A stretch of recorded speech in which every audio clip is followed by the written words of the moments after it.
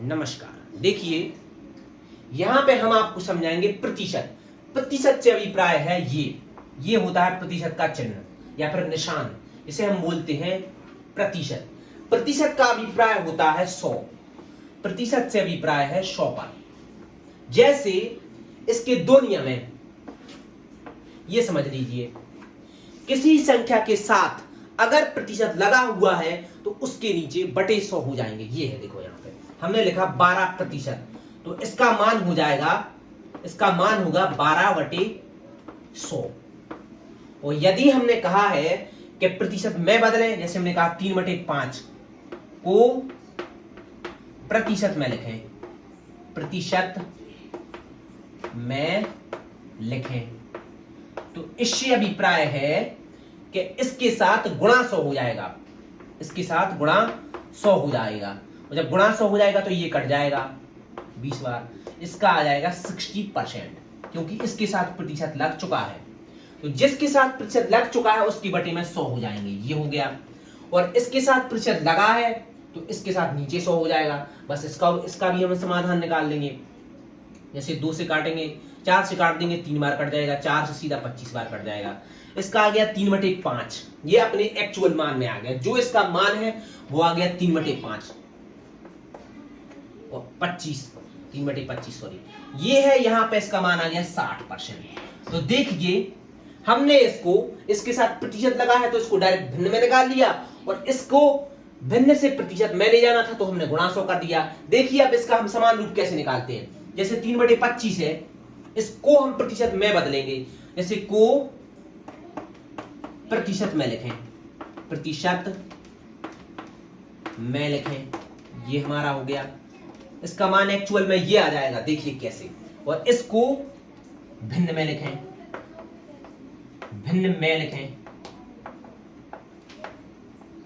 तो देखिए क्या होता है। जब हमने इसको प्रतिशत में ले जाना है, जब प्रतिशत में ले जाएंगे तो क्या होगा, इसके साथ गुणा 100 हो जाएगा। तो इसके साथ गुणा 100 करते हैं हम, 3/25 गुणा 100, 25 से काट देंगे, 4 बार कट जाएगा, इसका मान आ जाएगा 12%। आ गया वही का वही। देखिए ये 12 से जब हमने इसका नीचे कर दिया था, प्रतिशत साथ में लगा था, तो ये आ गया। और हमने इसको प्रतिशत में जब ले गए तो उसके साथ गुणा हो गया, तो ये आ गया। ऐसे इसके साथ है, जब हम इसको भिन्न में ले जाएंगे तो इसके साथ में लगा है प्रतिशत, तो बटे 100 हो जाएगा।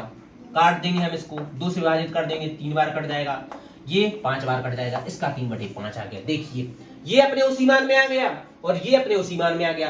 तो इस चीज को दिमाग में डाल लो, जब भी प्रतिशत लगा है, यदि प्रतिशत लगा है साथ में, तो बटे 100 हो, नीचे 100 हो जाएंगे 100%। बस जिस संख्या के साथ, ये नियम है, जिसके साथ प्रतिशत लगा है उसके नीचे या फिर बटे में 100 हो जाएंगे, नीचे 100 होंगे। ये हमारा फर्स्ट नियम हो गया। और दूसरा, जिसे हमें प्रतिशत में ले जाना है, जैसे कि 3/5 को प्रतिशत में ले जाना है तो गुणा 100 होगा, गुणा 100 होगा। नोट कर लो इसको, ये हो गया, नोट करो। देखिए यहां पर हमने एक नेक्स्ट क्वेश्चन दिया है प्रतिशत के बारे में, तो उसको नोट करेंगे आप और समझेंगे अच्छी तरीके से। तो 80 का 20% होगा या फिर है, तो 80 का मतलब होता है गुणा 20%। तो प्रतिशत साथ में लगा है तो इसके बटे में 100 हो जाएगा। इसको विभाजित कर देंगे, काट देंगे जब हम, तो ये आ जाएगा आपका 16, ये हो जाएगा आपका आंसर।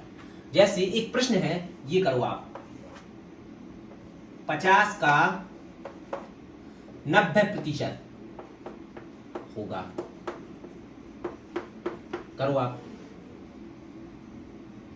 देखो तो इसको हम सॉल्व करके दिखा रहे हैं। इसको भी 50 का हो गया 90%, प्रतिशत लग गया तो बटे 100 हो जाएगा, 0 से 0 कट जाएंगे दोनों, इसका आ जाएगा 45 आंसर।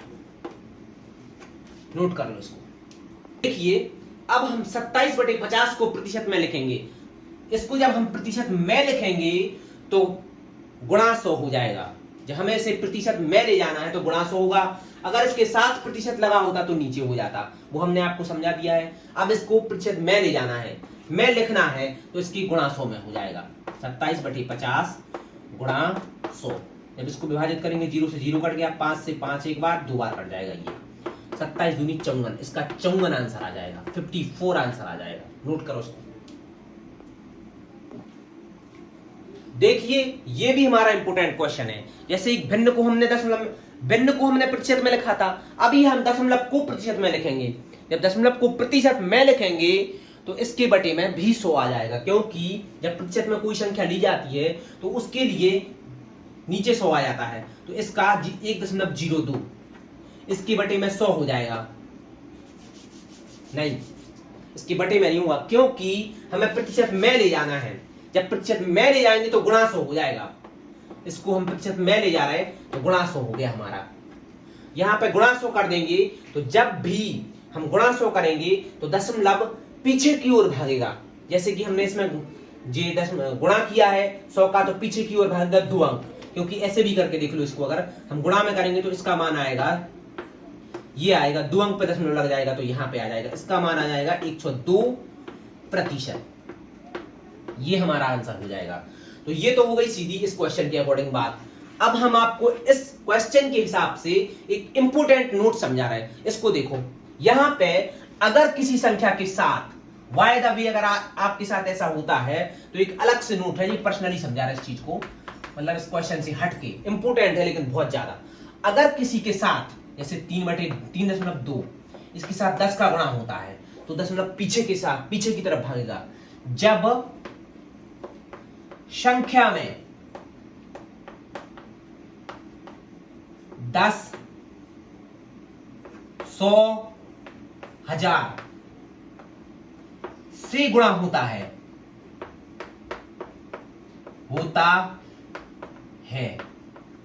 तो दशमलव पीछे की ओर भागता है, पीछे की ओर भागता है। देखिए जब संख्या में 10, 100, 1000 से गुणा करते हैं या फिर गुणा होता है तो दशमलव पीछे की ओर भागता है। ये हम आपको समझाते हैं। देखिए जैसे हमने लिखा 5.98, इसमें हमने 10 से गुणा किया, तो 10 से गुणा किया तो 1 0 है तो 1 अंक पीछे भागेगा। देखो इसमें 1 अंक पीछे कैसे भगाते हैं हम, 5, 9 इधर आ जाएगा। ये यहां पे दशमलव था जो 1 अंक पीछे भाग जाएगा तो यहां आ जाएगा आपका। ये हमारे हिसाब से आंसर हो गया, इसके हिसाब से, हमारे फॉर्मूले के हिसाब से कि दशमलव पीछे की ओर भाग रहा। और ये आप डायरेक्ट करके देख लीजिए ऐसे 5, 9 यहाँ पे 8 इंटू 10 कर देंगे हम। जब इसको सॉल्व करेंगे 5, 9, 8 यहाँ पे 0 आ जाएगा, यहाँ पे 2 अंक पे है तो यहाँ आएगा दशमलव। तो यही देखो हमने बताया है, ये 0 ऑटोमेटिक हट जाएगा।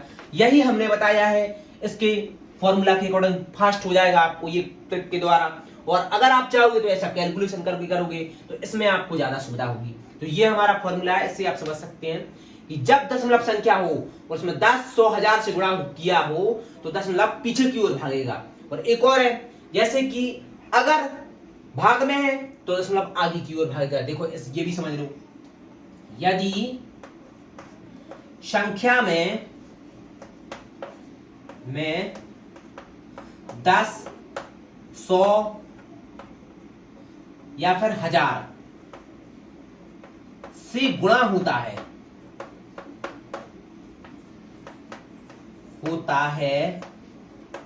तो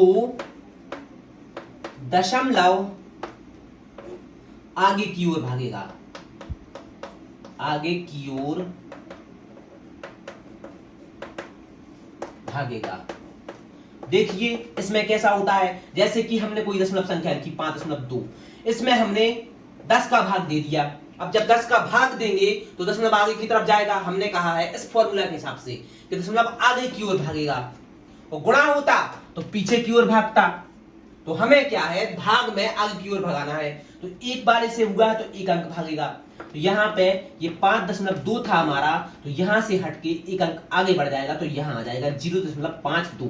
ये हो गया हमारे फॉर्मूला के हिसाब से। आप भाग विधि द्वारा भी कर सकते हैं। 10 का भाग देंगे जब हम 5.2 में, तो ये हम विभाजित करेंगे तो 5 से जाएगा, पहले 5 बार 0 आ जाएगा, फिर उसके बाद 5 बार जाएगा, 50 हो जाएगा, अंक उतारेंगे 2 का, फिर से 0 बढ़ जाएगा, 2 बार जाएगा, तो ये आ जाएगा 20 कट गया यहाँ पे, ये भी आया 0.52 और ये भी आ गया हमारा ट्रिक द्वारा। देखो इस एक और क्वेश्चन ले लेंगे एग्जांपल में, जैसे हमने कहा 3.98, इसमें हम 100 का भाग देते हैं, 2 अंक आगे भागेगा, तो 2 अंक आगे भगा दो, तो यहाँ पे 398 ये है, तो 2 अंक यहाँ पे है, तो 1 अंक और एक और अंक 0 बढ़ जाएगा ऑटोमेटिक, फिर 0 आ जाएगा।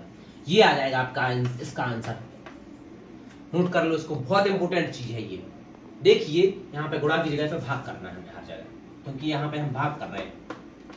ये यहाँ पे हमने करके दिखाया भाग, बाय द वे लिखा गया होगा, यहाँ पे ये भाग है, ठीक है, नोट कर लो इसको।